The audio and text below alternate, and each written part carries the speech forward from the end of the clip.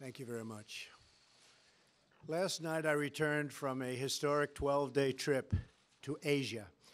This journey took us to 5 nations to meet with dozens of foreign leaders, participate in 3 formal state visits, and attend 3 key regional summits. It was the longest visit to the region by an American president in more than a quarter of a century.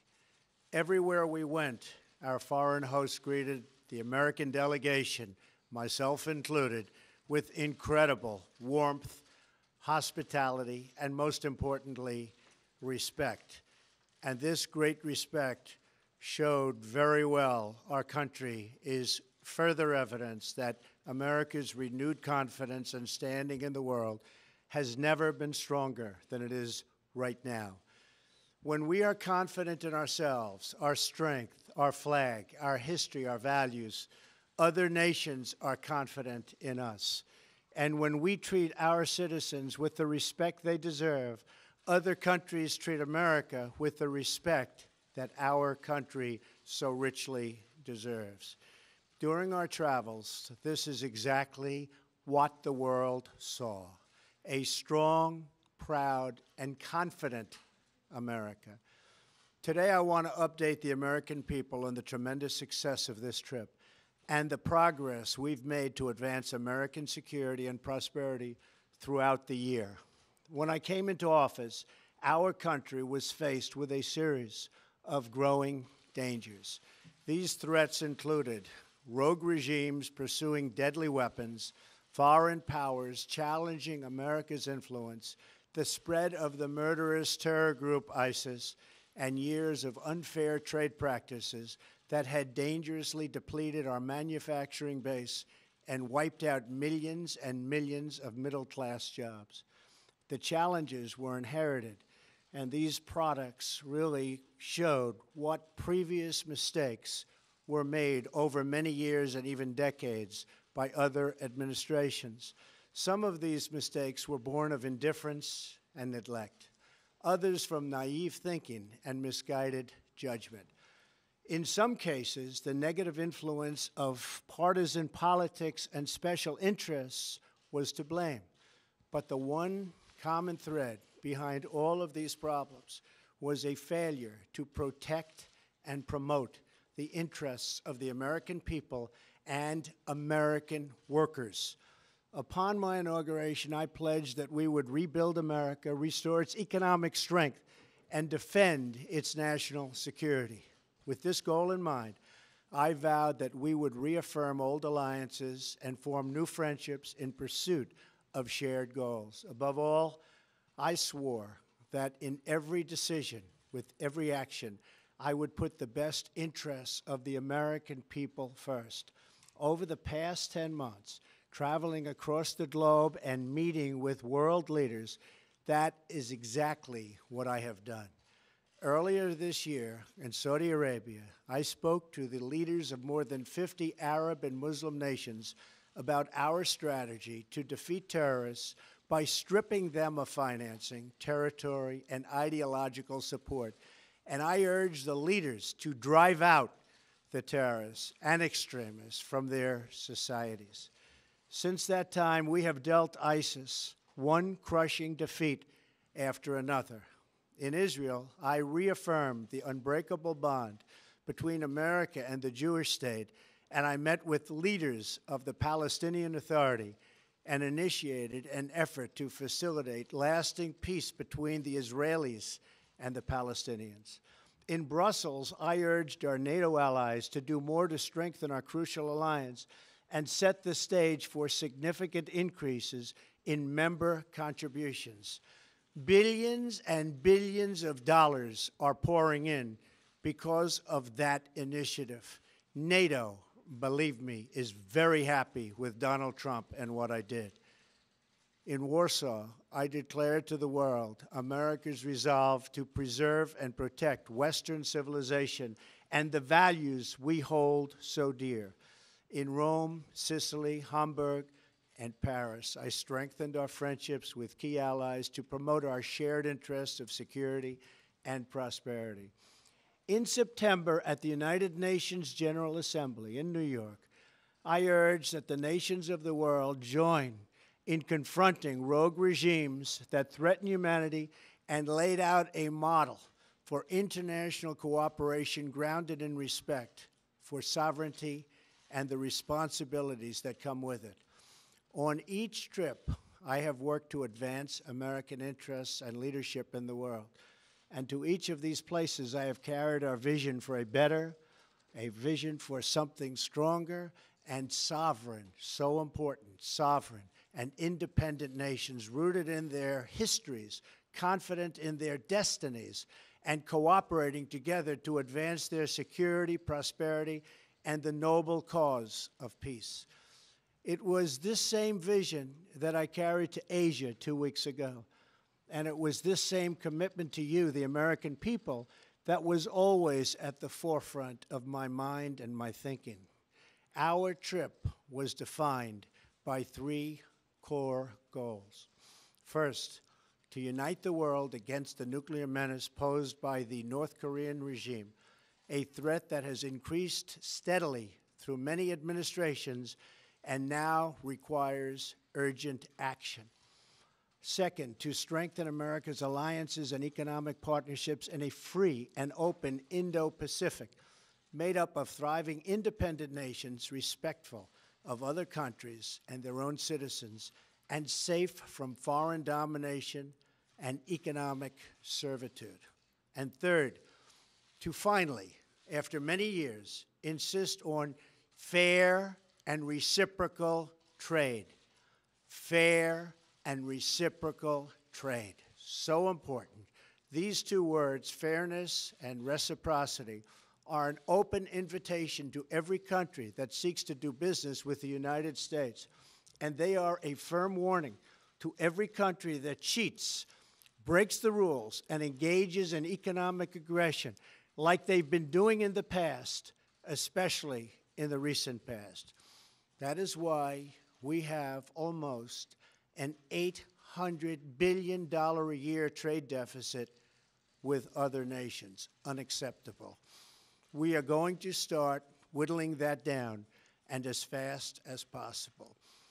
With these goals, it was my profound honor to travel on this journey as your representative. I explained to all of the world leaders and across Asia how well the United States is doing. Economic growth has been over 3% the last 2 quarters and is going higher. Unemployment is at its lowest level in 17 years. The stock market has gained trillions of dollars in value since my election and has reached record highs. We are massively increasing our military budget to historic levels. The House has just passed a nearly $700 billion defense package, and it could not come at a better time for our nation.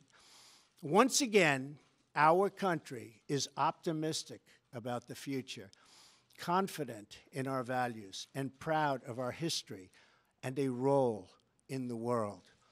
I want to thank every citizen of this country for the part you have played in making this great American comeback possible. In Asia, our message was clear and well received.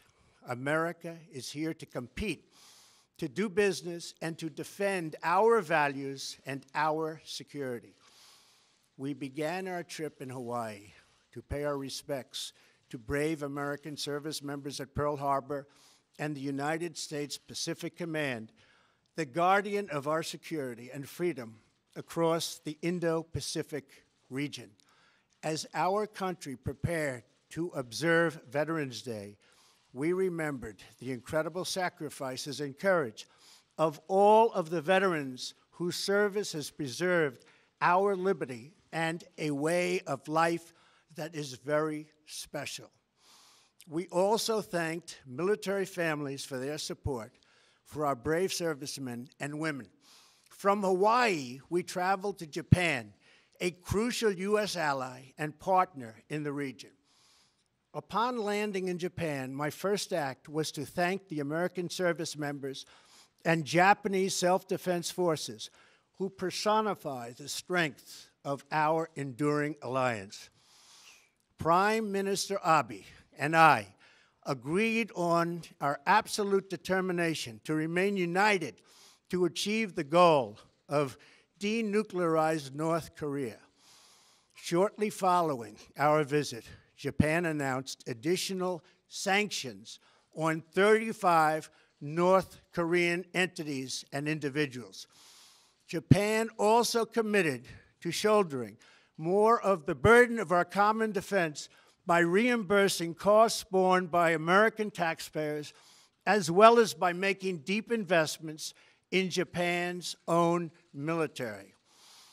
This will include purchases of U.S. advanced capabilities, from jet fighters to missile defense, systems worth many, many billions of dollars, and jobs for the American worker. Prime Minister and I also discussed ways we can deepen our trade relationship based on the core principles of fairness and reciprocity. I am pleased that since January of this year, Japanese companies have announced investments in the United States worth more than $8 billion, 17,000 jobs. Thank you. Oh, they don't have water. That's okay. What? Oh, it's okay. Oh.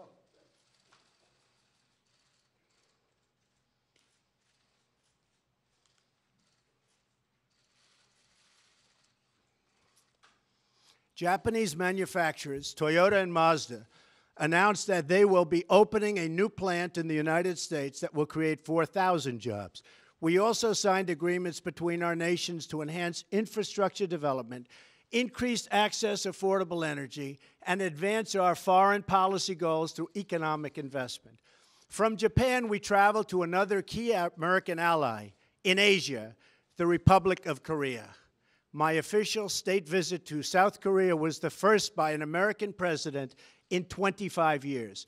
Speaking before the National Assembly of the Republic of Korea, I spoke the truth about the evil crimes of the North Korean regime, and I made clear that we will not allow this twisted dictatorship to hold the world hostage to nuclear blackmail.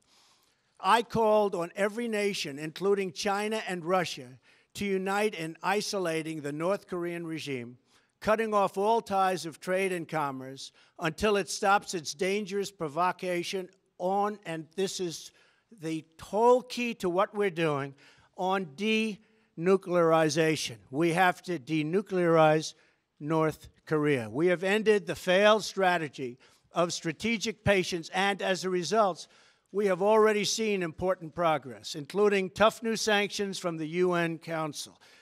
We have a Security Council that has been with us and just about with us from the beginning. South Korea agreed to harmonize sanctions and joined the United States in sanctioning additional rogue actors whose funds have helped North Korea and North Korea's nuclear and ballistic missile programs. It's unacceptable to us. The United States welcomed the decision of President Moon to remove the payload restrictions on missiles to combat the North Korean threat. And together we reaffirmed our commitment to a campaign of maximum pressure. Like Japan, South Korea is increasing its defense contributions. During our meetings, President Moon acknowledged his desire for equitable cost sharing for the United States military forces stationed in South Korea. And I visited soldiers at Camp Humphreys, a brand new joint American-South Korean base, paid for almost entirely by the South Korean government. At that base, I discussed with the United States and South Korean military leaders both military options and readiness to respond to North Korean provocation or offensive actions. During our visit, President Moon and I also discussed America's commitment to reducing our trade deficit with South Korea. At my discretion and direction, we are currently renegotiating the disastrous U.S.-Korea trade agreement signed under the previous administration. it has been a disaster for the United States. Last week, 42 South Korean companies announced their intent to invest in projects worth more than $17 billion in the United States, and 24 companies announced plans to purchase $58 billion in American goods and services. From South Korea, Melania and I traveled to China, where, as in Japan and South Korea, we were greatly honored by the splendor of our reception. Our trip included the first official dinner held for a foreign leader in the Forbidden City since the founding of the modern China, where we enjoyed a very productive evening hosted by President Xi and his wonderful wife, Madame Peng. During our visit, President Xi pledged to faithfully implement United Nations Security Council resolutions on North Korea and to use his great economic influence over the regime to achieve our common goal of a denuclearized Korean peninsula. President Xi recognizes that a nuclear North Korea is a grave threat to China, and we agree that we would not accept a so-called freeze-for-freeze agreement like those that have consistently failed in the past. We made that time is running out, and we made it clear, and all options remain on the table. I also had a very candid conversation with President Xi about the need to reduce our staggering trade deficit with China and for our trading relationship to be conducted on a truly fair and equitable basis. We can no longer tolerate unfair trading practices that steal American jobs, wealth, and intellectual property. The days of the United States being taken advantage of are over. In China, we also announced $250 billion worth in trade investment deals that will create jobs in the United States. From China, I flew to the city of Da Nang in Vietnam to attend the leaders' meeting for APEC, Asia-Pacific Economic Cooperation.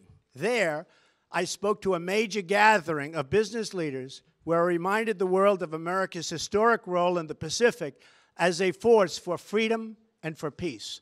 Standing on this proud history, I offered our vision for robust trading relationships in which Indo-Pacific nations can all prosper and grow together. I announced that the United States is ready to make bilateral trade deals with any nation in the region that wants to be our partner in fair and reciprocal trade. We will never again turn a blind eye to trading abuses, to cheating, economic aggression, or anything else from countries that profess a belief in open trade but do not follow the rules or live by its principles themselves. No international trading organization can function if members are allowed to exploit the openness of others for unfair economic gain. Trade abuses harm the United States and its workers, but no more. No more.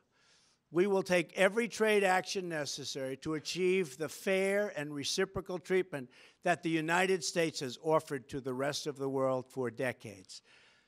My message has resonated. The 21 APEC leaders, for the first time ever, recognize the importance of fair and reciprocal trade, recognize the need to address unfair trade practices, and acknowledge that the WTO is in strong need of reform.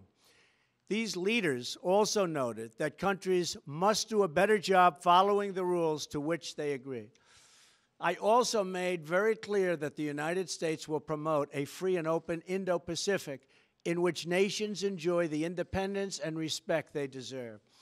In Vietnam, during a state visit in Hanoi, I also met with President Quan and Prime Minister Phuc to discuss the growing friendship between our countries. Our Vietnamese partners are taking new actions to enforce sanctions on North Korea. In addition, we committed to expand trade and investment between our countries, and we pledged to address the imbalances. I am particularly pleased that the United States and Vietnam recently announced $12 billion in commercial agreements, which will include $10 billion in U.S. content. Finally, I visited the Philippines, where I met with numerous world leaders at the U.S., ASEAN, and East Asia summits. At ASEAN, the Association of Southeast Asian Nations, we made it clear that no one owns the ocean. Freedom of navigation and overflight are critical to the security and prosperity of all nations. I also met with the prime ministers of India, Australia, and Japan to discuss our shared commitment to a free and open Indo-Pacific. During our visit, President Duarte of the Philippines thanked the American people and our armed forces for supporting the recent liberation of Marawi from ISIS. We pledged to strengthen and deepen our long-standing alliance. At the East Asia Summit, the United States negotiated and signed 4 important leader statements on the use of chemical weapons, money laundering, poverty alleviation, and countering terrorist propaganda and financing. And crucially, at both summits and throughout the trip, we asked all nations to support our campaign of maximum pressure for North Korean denuclearization. And they are responding by cutting trade with North Korea, restricting financial ties to the regime, and expelling North Korean diplomats and workers. Over the last 2 weeks, we have made historic strides in reasserting American leadership, restoring American security, and reawakening American confidence. Everywhere we went, I reaffirmed our vision for cooperation between proud, independent, and sovereign countries. And I made clear that the United States will be a reliable friend, a strong partner, and a powerful advocate for its own citizens. The momentum from our trip will launch us on our continued effort to accomplish the 3 core objectives I outlined: to unite the world against North Korean nuclear threat, to promote a free and open Indo-Pacific region, and to advance fair and reciprocal economic relations with our trading partners and allies in the region. We have established a new framework for trade that will ensure reciprocity through enforcement actions, reform of international organizations, and new fair trade deals that benefit the United States and our partners. And we have laid out a pathway toward peace and security in our world, where sovereign nations can thrive, flourish, and prosper side by side. This is our beautiful vision for the future. This is a future where this vision, this dream, is only possible if America is strong, proud, and free. As long as we are true to ourselves, faithful to our founding, and loyal to our citizens, then there is no task too great, no dream too large, no goal beyond our reach. My fellow citizens, America is back, and the future has never looked brighter. Thank you. God bless you, and God bless the United States of America. Thank you very much. Thank you. Thank you all. Should Roy Moore resign, Mr. President? Do you believe his accusers? Now that you're, are you worried about the violation? Should he resign?